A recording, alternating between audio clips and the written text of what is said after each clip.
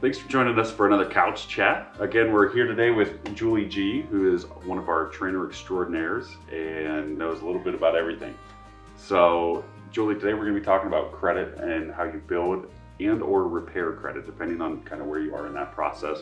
So we'll just jump in it. Can you tell us quickly where you would start if you are wanting to either build or repair credit?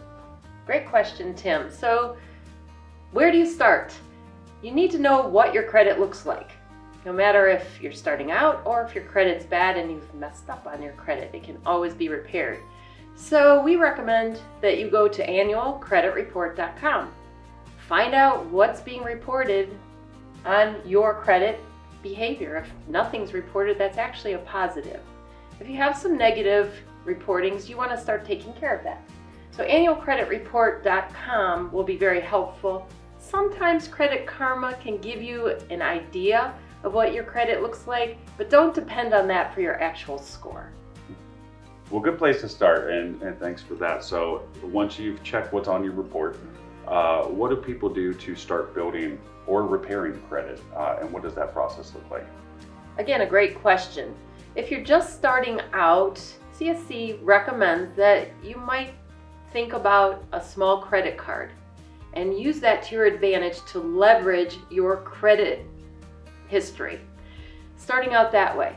If your credit is poor or you've messed up, you still may have an opportunity to come to CSE and discuss that credit, and a loan officer will guide you. Whether you get credit right away or you have to wait to repair something will depend on your visit with the loan officer. Perfect. So you talk about the credit card, and you're right. A lot of times a small credit card can help build credit slowly. And some people think that it might take a long time to build credit.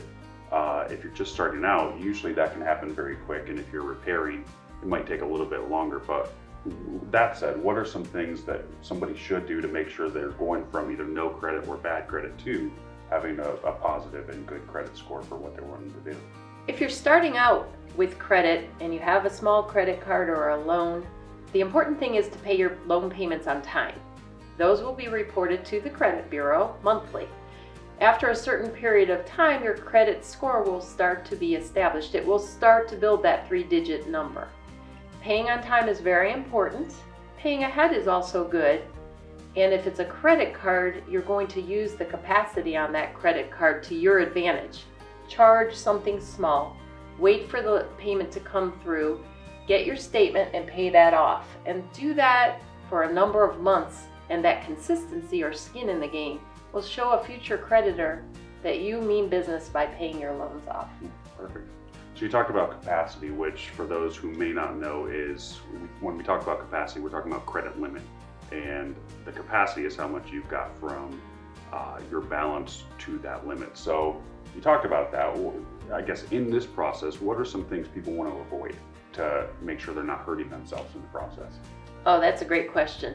So talking about capacity, if you're given a certain limit, you never want to go really over 30% of that limit availability. That drives a larger balance that's available, and that will drive that 3-digit score up.